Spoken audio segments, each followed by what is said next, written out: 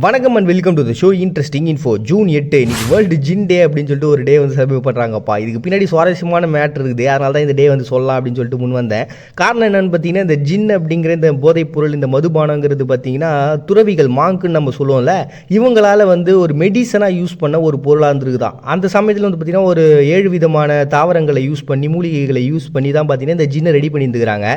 அதை தொடர்ந்து பெல்ஜியம் டச்சுக்காரங்களாம் பார்த்தீங்கன்னா இதை அப்படியே யூஸ் பண்ண ஆரம்பிச்சு போதைக்கு நல்லாகுது அப்படின்னு சொல்லிட்டு அதை அப்படியே யூஸ் பண்ணிக்கிட்டே இருக்க ஒரு கட்டத்தில் இங்கிலாந்துக்கு வருது. 17ஆம் நூற்றாண்டுக்கு அப்புறம் பார்த்தீங்கன்னா அதான் உலகம் ஃபுல்லாக ஒரு பெரிய கான்டாக்ட்ன்றது எல்லாருக்கும் வர ஆரம்பிச்சதுல அதன் மூலமாக பார்த்தீங்கன்னா எல்லா நாடுகளுக்கும் இந்த ஜின் அப்படின்றது அப்படியே பரவ ஆரம்பிச்சிச்சுங்க. இதில் இருக்கக்கூடிய சுவாரஸ்யமான விஷயம் என்னன்னு பார்த்தீங்கன்னா, இதில் சேர்க்கக்கூடிய அந்த பொருட்கள் 7 விதமான கண்டங்கள்லேருந்து எடுத்துன்னு வராங்களாம்.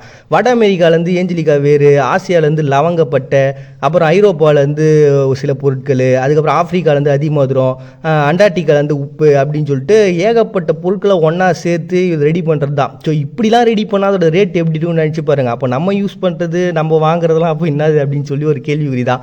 சரி விடுங்க, அந்த விஷயத்துக்குள்ள நம்ம வரல. ஸோ இப்படி ஒரு மெடிசனாக யூஸ் பண்ண ஒரு பொருளை தான் பார்த்தீங்கன்னா இன்றைக்கி நாம் போதைப் பொருளாக யூஸ் பண்ணுகிறோம். அதுக்கு பேர் தான் ஜின்னு. அதை கொண்டாடணுன்றதுக்காக உருவாக்கப்பட்ட ஒரு தினமாக தான் பார்த்தீங்கன்னா வேர்ல்டு ஜின் டே அப்படின்னு சொல்லிட்டு செலிப்ரேட் பண்ணுறாங்க June 8. Next world brain tumour day அப்படின்னு சொல்லிட்டுங்க. இது வந்து 2000 வருஷத்தில் என்ன இருக்குன்னா, ஜெர்மனில் வந்து ஒரு தரவுகள்லாம் வெளில வந்தது. அப்போ அவங்க நாட்டை பொறுத்த வரைக்கும் கிட்டத்தட்ட 8000 பேர் இந்த பிரெயின் டியூமரால் பாதிக்கப்பட்டிருக்காங்க அப்படின்னு சொல்லிட்டு அதிர்ச்சிகரமான தரவெல்லாம் வந்ததுங்க. ஸோ இந்த பிரெயின் டியூமர் வந்து பார்த்தீங்கன்னா வருஷத்துக்கு வேர்ல்டு வைட்லேயே பார்த்தீங்கன்னா ஒரு 500 பேர் வந்து இதனுடைய பாதிப்பு சம்மந்தப்பட்ட இந்த சிம்டம்ஸ் சம்மந்தப்பட்டவங்களாம் வந்து அட்மிட் ஆகிறாங்க அப்படின்ற நியூஸ்லாம் வேறு இருக்குது.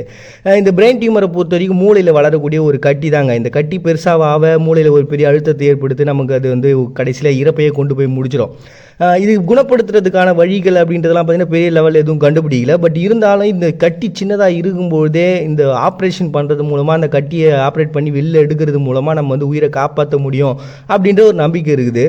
அண்ட் இதை பற்றியான இன்னும் நிறைய ஆராய்ச்சிகள் அப்படின்றது போயிட்டு தான் இருக்குது. அதுவும் பேசிக்காக வந்து இது குழந்தைங்களை பெரிய லெவலில் பாதிக்குதான். சரி, இதெல்லாம் வந்துச்சுன்னா இது பேசிக்கலி எப்படி கண்டுபிடிக்கிறது அப்படின்னா ஒரு பதட்டம் வந்துடும், அவங்க செய்யக்கூடிய வேலைகளில் ஒரு குழப்பம் வந்துடும். நம்ம மூளை சரியாக ஒர்க் ஆகணும்னா என்னென்ன பிரச்சனை நடக்கும், நம்மளோட அன்றாட வேலைகளே நம்மளால் சரியாக செய்ய முடியாதுல்ல.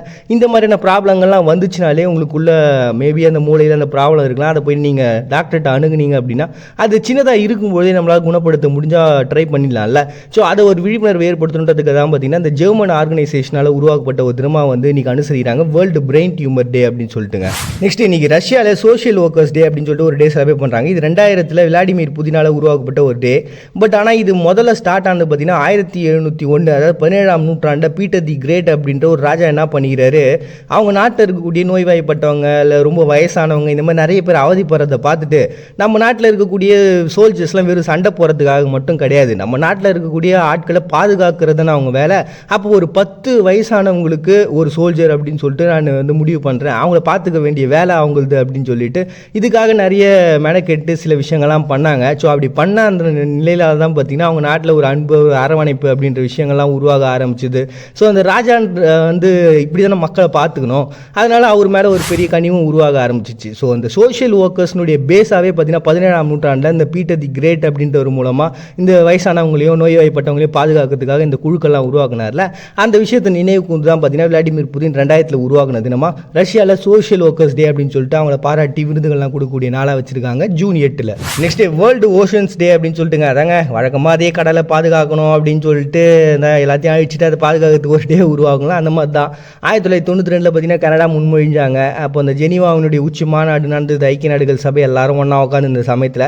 அப்போ என்ன பண்ணாங்கன்னா இந்த கடலை பாதுகாத்தாகணும் அப்படி இப்படின்னு சொல்லிட்டு அதுக்காக டே உருவாக்கலாம்னு சொல்லிட்டு உருவாக்கிட்டாங்க. இந்த நாளை பொறுத்த வரைக்கும்னா குப்பையை போடாதீங்க, அப்புறம் அந்த கடலை பாதுகாக்கிறதுக்குன்னா வழி அப்படின்னு சொல்லிட்டு எல்லா நடவடிக்கைகளும் எடுப்பாங்க. அட் த சேம் டைம் பார்த்தீங்கன்னா அந்த கடல் ஓரங்களில் மியூசிக்கு, கலை நிகழ்ச்சிகள்லாம் நடத்திட்டு கடல் உணவுகள்லாம் சாப்பிட்டு ஆஹா கடல் நம்மளை எவ்வளோ பார்த்துக்கிச்சு பற்றியா அப்படின்னு சொல்லிட்டு பெருமையாக கொண்டாடக்கூடிய ஒரு நாளை தான் பார்த்தீங்கன்னா வேர்ல்டு ஓஷன் டே அப்படின்னு சொல்லி செலிப்ரேட் பண்ணாங்க ஜூன் 8. நெக்ஸ்ட் ஈரானில் இன்றைக்கி இமாம் சாதையை மகிமைப்படுத்தும் நாள் அப்படின்னு சொல்லிட்டு ஒரு டேங்க. இது வந்து இந்த இஸ்லாத்தினுடைய கேலண்டர் படி 5வது நாள் வந்து செலிப்ரேட் பண்ணுவாங்க. 2013 பார்த்தீங்கன்னா இதை ஃபஸ்ட் டைமாக அறிவித்தாங்க. இது எதுக்காக உருவாக்கப்பட்டது அப்படின்னா நான் ஆல்ரெடி சொல்லியிருப்பேன், ஒரு பெரிய பிரச்சனைக்கு அப்புறமா இஸ்லாம் அப்படின்றது ஒரு 2 பிரிவாக பிரிஞ்சாங்க. அதில் ஷியா முஸ்லீம்களும் ஒருத்தவங்க, அவங்க தான் பார்த்தீங்கன்னா இந்த டே வந்து செலிப்ரேட் பண்ணுறாங்க. இவங்களை பொறுத்த வரைக்கும் என்னென்னா முகமது நபி அவர்களுடைய நேரடி வம்சாவழிகளாக வந்து சில பேரை பார்க்குறாங்க. அவங்களுடைய இறப்பு, அவங்களுடைய கல்லறைகள்லாம் போயிட்டு அவங்களுக்கு மலர் தூவி அவங்கள நினைவுபடுத்தி கொண்டாடக்கூடிய ஒரு நாளாக தான் பார்த்தீங்கன்னா அவங்கள மகிமைப்படுத்தக்கூடிய ஒரு நாளாக தான் பார்த்தீங்கன்னா இந்த நாளை வந்து ஈரானில் வந்து அனுசரிச்சிட்டு இருக்காங்க. அப்படி அனுசரிக்கக்கூடிய நாளாக தான் பார்த்தீங்கன்னா இமாம் சாதை மகிமைப்படுத்தும் நாள் அப்படின்னு சொல்லிட்டு ஈரான் வந்து செய்கிறாங்க ஜூன் 8. நெக்ஸ்ட் நார்ஃபோக் தீவில் இன்னைக்கு பவுண்டி டே அப்படின்னு சொல்லிட்டு ஒரு டேங்க. இந்த பவுண்டி அப்படின்ற கான்செப்ட் நான் ஆல்ரெடி உங்கள்கிட்ட சொல்லியிருப்பேன், பட் இருந்தாலும் இப்போ சொல்கிறேன். இந்த பவுண்டின்றது ஒரு கப்பல். இது வந்து என்ன பண்ணாங்கன்னா பிரிட்டனுடைய கரிபியன் தீவில் இருக்கக்கூடிய மக்களுங்களுக்குலாம் வந்து சாப்பாடு கொடுக்கணுன்றதுக்காக கரிபியன் தீவுக்கு போயிட்டு அங்கேருந்து இந்த ரொட்டி பழம் உணவு இதெல்லாம் எடுத்துகிட்டு வந்திருந்தாங்க.